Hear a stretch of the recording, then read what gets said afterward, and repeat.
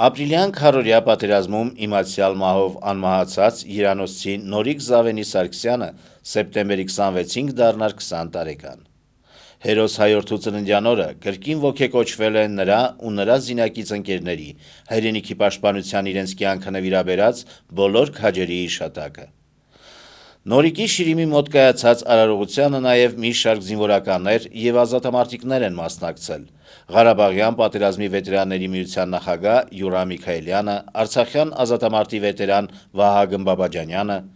Վազգեն Սարգսյանի անվան ռազմական համալսարանի ուսանող Հայկ Ղազարյանն ու այլոք։ Ներկաները եւս մեկ անգամ հիշել են ապրիլյան քարորյա պատերազմում երիտասարդ հայորդիների սխրանքների մասին, իրենց խոնարհումը հայտնել հյուրանոցի հերոսի եւ մյուս քաջերի իշատակին։